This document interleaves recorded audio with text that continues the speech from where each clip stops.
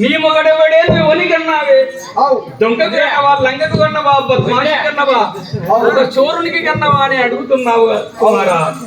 ఎవడు నీ మొగడెవడు? ఓ నాయనా కుమారా పరశురామా మొగడెవ్వారని చెప్పుదురా మొగడెవ్వారని చెప్పుదురా ఈ జగదేవరా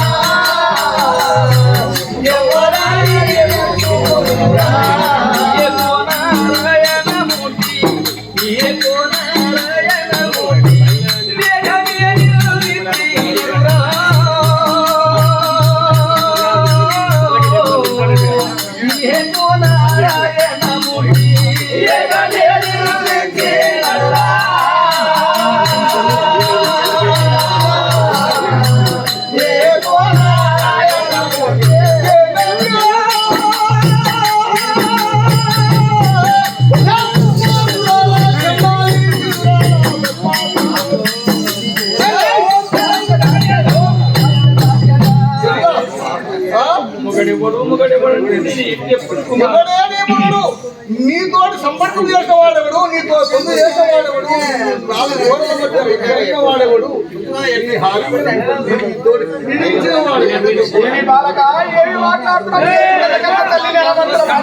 అనవలసిన మాట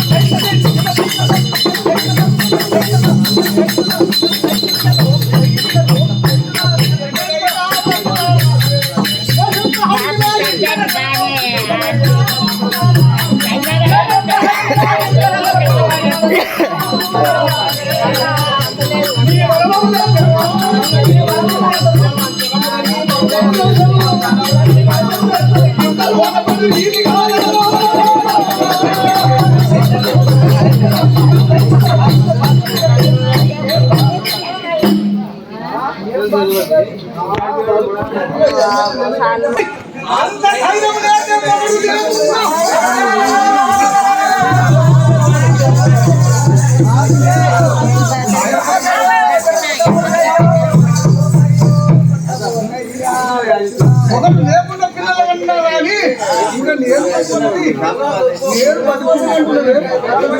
ఇంకా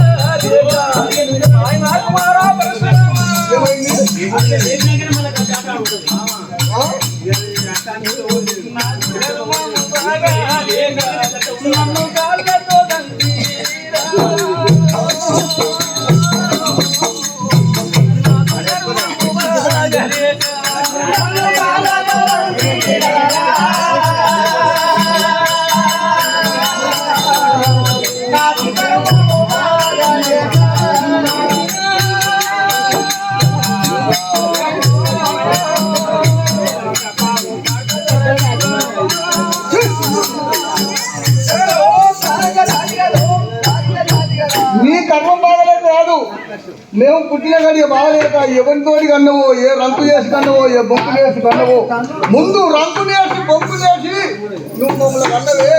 నిన్ను మాత్రమే ఈ ప్రపంచంలో ఉంచితే నీ లెక్క ఈ ప్రపంచమంతా లేస్తారు. మమ్మల్ని లేకుండా కొడుకుంటే చాలా జాతర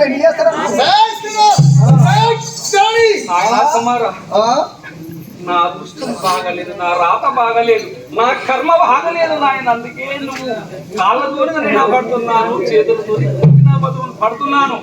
గడ్డలతో ముక్కలు చేసినా కానీ ఏమి చేయలేదు. ఏమి చేయలేము కాదు. అసలు నిన్ను నేను చంపితే నాకు ఎట్లా తెలుస్తుంది వాడు ఎవడో? వాడు లుచ్చన లపంగా లక్కోర బట్ట వాట లేకుంటే నిన్ను ఒక్క పండుగ నీళ్ళు పోసి కొట్టేనే సరే నేను బండ కాల్చి దాని మీద అక్కడికి ఒరిలిచ్చి పక్కనే పొక్కలు ఏంటి కూర్చుకోవాలి కానీ నిన్ను మాత్రం చంపను.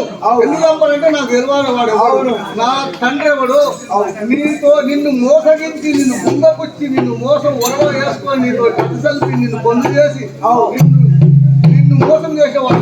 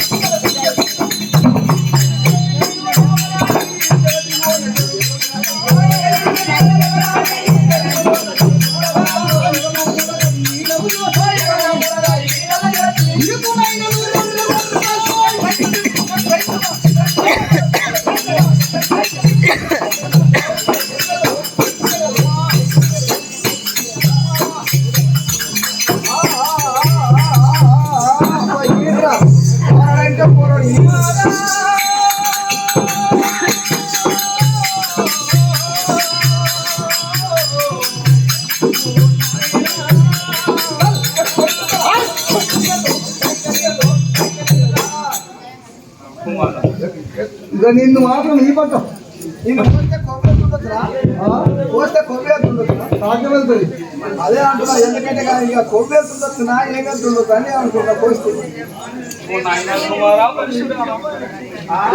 నీవెన్ని దెబ్బలు కొట్టినా, ఎన్ని తన్నులు తగినా, ఎన్ని మాటలు పెట్టినా నేను పడ్డాను.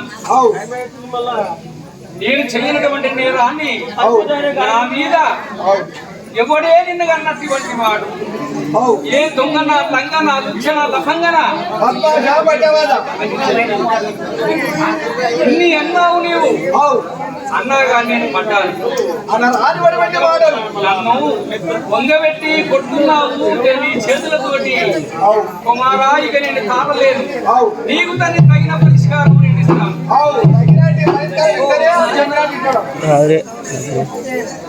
కుమారా, నాకు లేని కోపం వచ్చినది.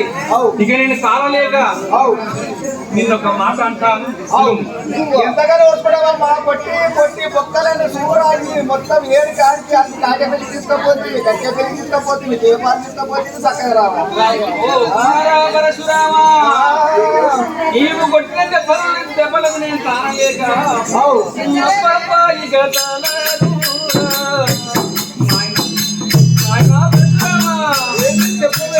పాపాయి గదలరు నీ అని చెయ్యి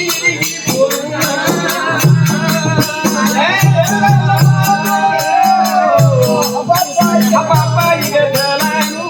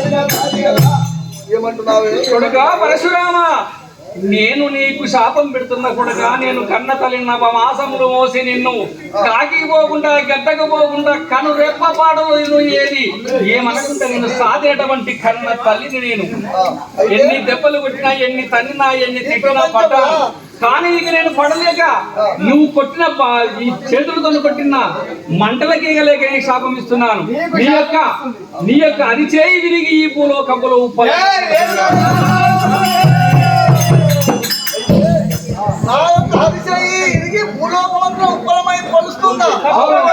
అసంభవం.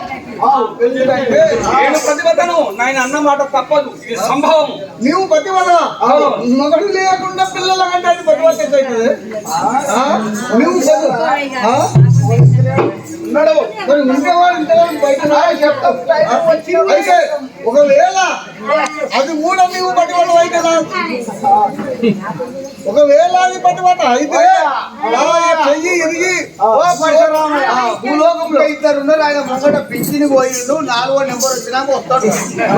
ఆయన పింఛన్లో రిటైర్మెంట్ అయ్యింది కాబట్టి వచ్చినా కానీ పేరంటే చెప్తారు కదా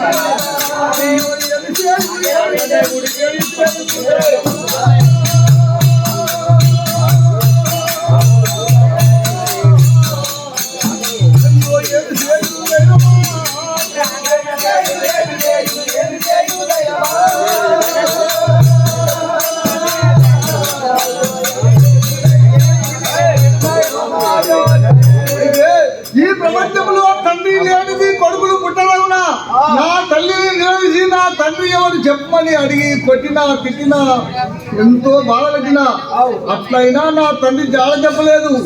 కానీ తండ్రి జాడ చెప్పలేదు కానీ నాకు మాత్రం శాపం ఇచ్చింది. నా అష్టమికి భూలోకంలో మొలుసు గల అని చెప్పి శాపం ఇచ్చింది. ఉప్పలమ్మాయి మొలుసుగా కానీ అయితే అది నాకేమన్నా వర్తిస్తున్నా అది 10 అవుతున్నా కదా నా అష్టమికి భూలోకంలో మొలుసు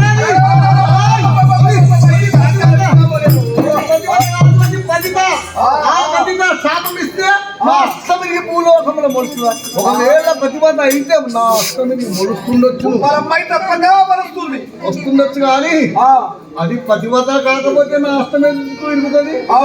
నా అష్టము ఇరగదు, మొలవదు. సరే దాన్ని తీసుకుపోయి నా యొక్క అందుకే మండలికి దండే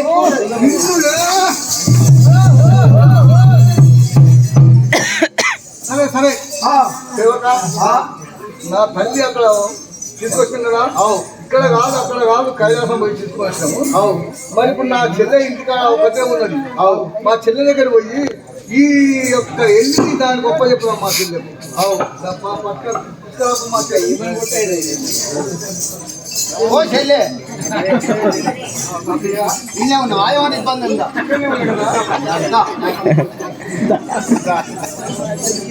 ఇబ్బంది ఉంది అన్ని కట్టుకుంది.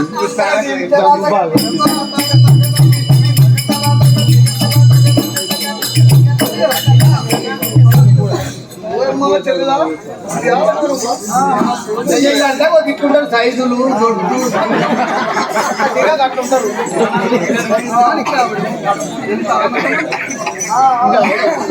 అయితే నువ్వు ఇప్పటిదాకా ఏమన్నావు? అమ్మ ఎట్లా పోయిందో